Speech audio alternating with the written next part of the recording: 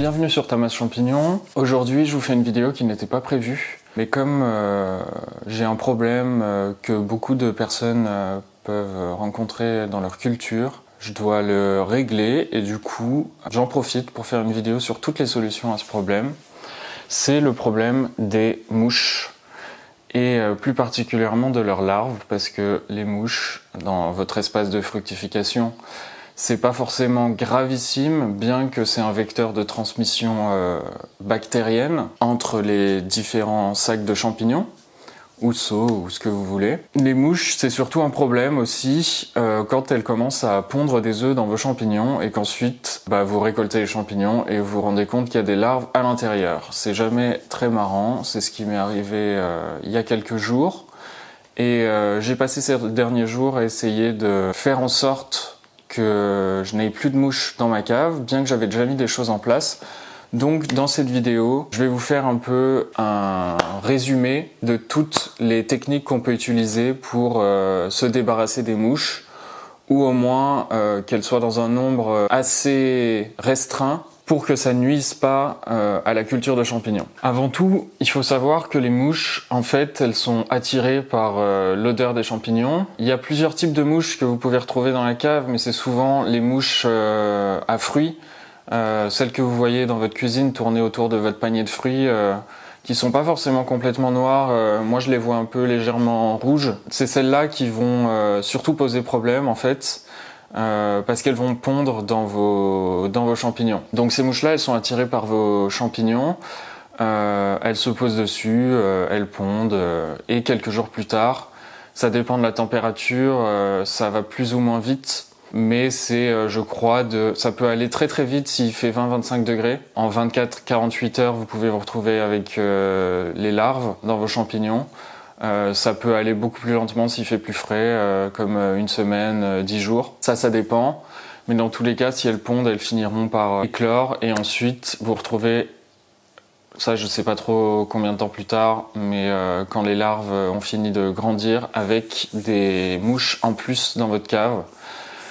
Donc, la première chose à mettre en place contre les mouches, que j'avais déjà mis en place mais qui apparemment n'a pas été suffisant, c'est de mettre des collants, des rubans ou des feuilles collants anti-mouches dans la cave. Alors moi j'avais mis un ruban sur le plafond. C'est spécial pour les élevages de bêtes, pour mettre dans les étables, les trucs comme ça au plafond. Il y a déjà pas mal de mouches dessus, mais je pense que ça n'a pas été suffisant et je pense qu'une des raisons, c'est qu'il est blanc et les mouches sont attirées vers le jaune. Et donc il existe aussi des collants, des feuilles carrées ou rectangles et qui sont jaunes. Et ça, apparemment, c'est super efficace. C'est ce que je vais mettre en place bientôt, j'en ai commandé. Donc je vais rajouter d'abord déjà des collants si vous n'en avez pas. C'est la première chose à faire pour éloigner les mouches. Deuxième chose, c'est qu'à chaque fois que vous allez récolter, il faut absolument bien enlever tout le reste de champignons ou de matière d'excroissance un peu, qui est peut-être coincé sous le sac plastique ou... il faut absolument tout enlever parce qu'en fait c'est ces matières-là qui sont en fait du champignon qui ne s'est pas bien formé, qui va finir par pourrir et ensuite les mouches c'est là où elles adorent aller pondre en fait. C'est soit dans vos petits champignons, vos petits primordia, soit dans vos champignons matures, soit dans cette matière-là. Les mouches elles vont pas forcément aller dans votre substrat mycélié. Elles vont plus aller dans ça, donc c'est pour ça qu'il faut absolument bien tout enlever à chaque récolte. Une autre chose, c'est que bien sûr, si vous voyez des larves sur des blocs, vous essayez pas de le garder, en fait, vous le jetez directement. Il faut absolument sortir tout ce qui est contaminé par les larves ou ce qui a des grosses chances de l'être. C'est ce que j'ai fait cette semaine, c'est toujours hyper embêtant.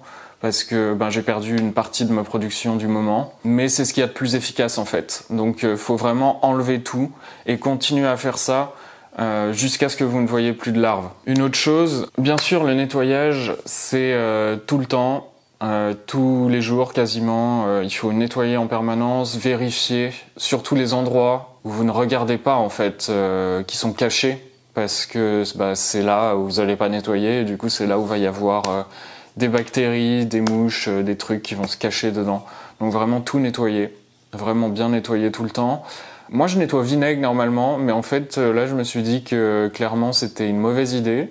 Vous pouvez nettoyer à l'eau savonneuse aussi, ça marche bien. L'eau savonneuse, ça marche bien sur tout ce qui est bactérien. Je sais pas si ça marche sur les œufs de mouches. Donc, mettre des collants anti-mouches, bien enlever tous les restes de champignons quand on va récolter, jeter tous les sacs qui sont contaminés, absolument tous, tout le temps, nettoyer en permanence. Une dernière option que j'ai mise en place, qui sera pas faisable partout, surtout si vous cultivez en intérieur, proche d'un espace de vie, ça va pas être possible.